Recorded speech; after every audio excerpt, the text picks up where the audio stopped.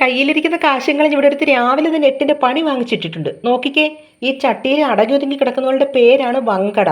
എല്ലാ നാട്ടിലും ഇവക്കളുടെ പേര് ഇത് തന്നെയാണോന്ന് ചോദിച്ചാൽ എനിക്കറിയത്തില്ല. നിങ്ങളുടെയൊക്കെ നാട്ടിൽ ഇവളുടെ പേരെന്തോ ഒന്ന് കമൻറ്റ് ചെയ്തേക്കണേ. അറിയാനുള്ളൊരു ആഗ്രഹം കൊണ്ടാണ് കേട്ടോ. എന്തായാലും നമ്മളുടെ കൊല്ലത്ത് ഓളുടെ പേര് വങ്കട എന്ന. കറി വെച്ച് വറുത്തും കഴിച്ചാൽ മാത്രം പോരാ, നീയൊക്കെ കിടന്ന് ഇക്ഷ വരയ്ക്കണം എന്ന് പറഞ്ഞിട്ട് കടൽ ദേവത അനുഗ്രഹിച്ചു വിട്ടൊരു മുതലാണ്. ഇപ്പോൾ എങ്ങനെ ഇരിക്കുന്നു? അരിക്ക് വെട്ടൽ, അരി കരിയൽ, തൊലി ഉരിയൽ എന്നും വേണ്ട, ഉള്ളത് പറയാല്ലേ.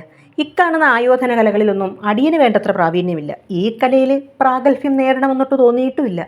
അതിനൊക്കെ നമ്മൾ ഒരു ഹെഡ് ഓഫ് ദി ഡിപ്പാർട്ട്മെൻറ്റിന് വെച്ചിട്ടുണ്ട്. അവൾ കേൾക്കണ്ട. ചിലപ്പോൾ വങ്കടയുടെ മാത്രമല്ല എൻ്റെയും കൂടി തൊലി പിടിച്ചുരിഞ്ഞു കളയും. രക്ഷപ്പെട്ടേക്കാം.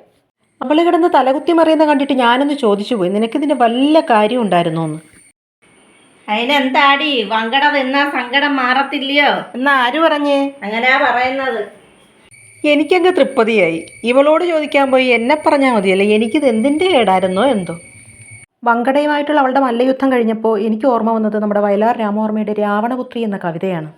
യുദ്ധം കഴിഞ്ഞു കബന്ധങ്ങൾ ഉന്മാദ നൃത്തം ചവിട്ടിക്കുഴച്ചൂരണങ്കണം രക്തമൊഴുകി തളം കെട്ടി നിന്ന മൺമെത്തയിൽ കാൽ തെറ്റി വീണു നിഴലുകൾ.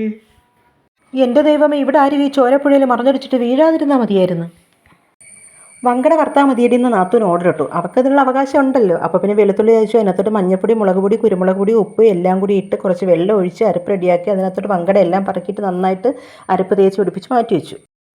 അങ്ങനെ നാത്തൂൻ രാവിലെ തന്നെ വങ്കടയുമായിട്ട് തുടങ്ങി വെച്ച മഹായുദ്ധത്തിന് നമ്മളിവിടെ പരിസമാപ്തി കുറിച്ചിരിക്കുകയാണ്. ചുമന്നുള്ളിയുടെയൊക്കെ മണമൊക്കെ പിടിച്ചിട്ട് താണ്ടെ നമ്മുടെ വങ്കട നന്നായിട്ട് മുരിഞ്ഞിട്ടുണ്ട്. പുള്ളിക്കാരൻ നല്ല റെഡി ആയിട്ടുണ്ട്. അപ്പോൾ നമ്മുടെ ഈ കുഞ്ഞു ചാനൽ സബ്സ്ക്രൈബ് ചെയ്യാനും ലൈക്ക് ചെയ്യാനും കമൻറ്റ് ചെയ്യാനും മറന്നു പോകില്ലേ. അപ്പോൾ ഓക്കെ, ബൈ.